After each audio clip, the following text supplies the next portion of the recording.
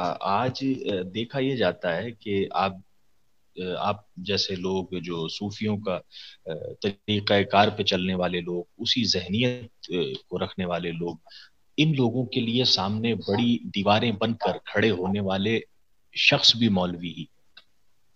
یہ ایک ہمارے لیے ایک بہت بڑا چیلنج ہے، چونکہ اگر کوئی شخص بات کرتا ہے اتحاد کی، منظم ہونے کی، متحد ہونے کی، تو اس میں یہ بیچ میں آ جاتے ہیں بھائی یہ صلح کلی ہو گئے، یہ فلانے ہو گئے، یہ ہو گئے۔ تو بھائی اتحاد کا مطلب یہ تو نہیں کہ ہم ایک دوسرے کے جو موقف ہیں انہیں ایکسپٹ کر لیں، لیکن بین الاقوامی طور پر حالات حاضرہ کو دیکھتے ہوئے اب ہمیں ایک پلیٹ فارم پہ آنا چاہیے یا نہیں آنا چاہیے؟ اور اگر آنا چاہیے تو پھر یہ لوگ بیچ میں کیوں روڑا بنتے؟ ان کیا اس میں کیا پرپز ہے، یا ان کی نیت میں کھوٹ ہے؟ اس حوالے سے کچھ بتائیں۔ ہاں، دو تین باتیں۔ پہلی بات یہ کہ اگر تاریخ پر آپ کی نظر ہے، اور یقیناً ہے آپ کی نظر، موافقین کی بھی نظر ہے اور مخالفین کی بھی نظر ہے، تو آپ دیکھیں گے کہ پوری تاریخ صوفیہ، بلکہ میں یہ کہوں گا کہ تاریخ انبیاء اور اولیاء، اگر انبیاء کو سب سے زیادہ کسی نے منظم طریقے سے نقصان پہنچایا تو وہ یہودیوں اور عیسائیوں کے رہنما تھے مذہبی، چاہے وہ راہب ہو، قسیسین ہو، ربیون ہو، انہوں نے سب سے زیادہ نقصان پہنچایا۔ جب اولیاء کی تاریخ پر ہم نظر کرتے ہیں تو اولیاء کی تحریک اور ان کی دعوت کو سب سے زیادہ جس نے اٹیک کیا وہ معاصر علماء تھے۔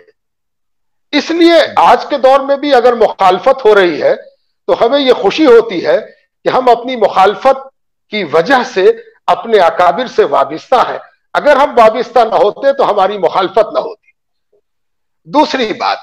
کہ جب صلح کلی کی بات کی جاتی ہے تو یہ الزام لگانے والے یہ بھول جاتے ہیں کہ وہ جس کی اتباع کا دعویٰ کر کے ہم پر یہ الزام لگا رہے ہیں وہ خود صلح کلی والے تھے۔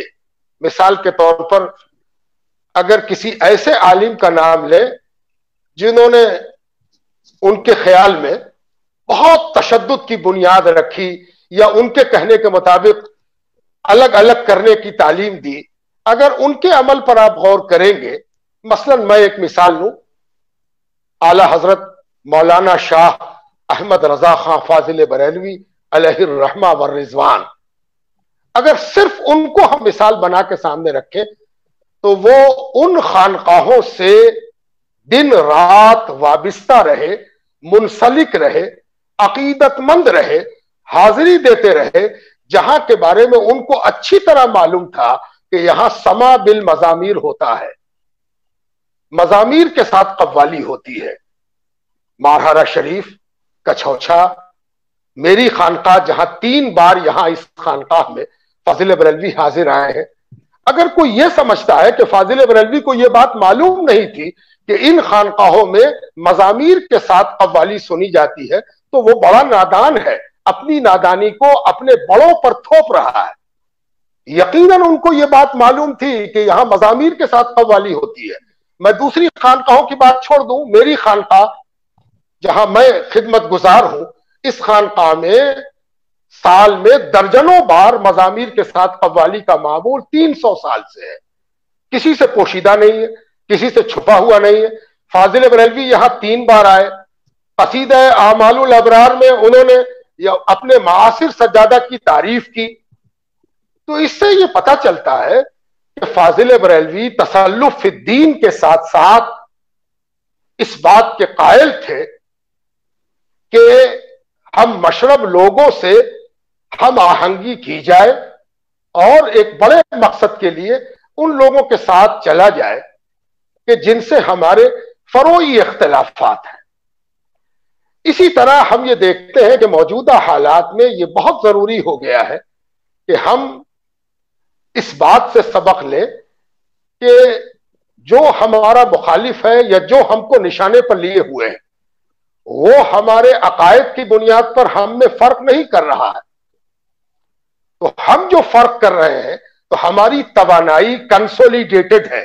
طے شدہ توانائی ہے۔ توانائی کا اتنا بڑا بھنڈار ہمارے پاس نہیں ہے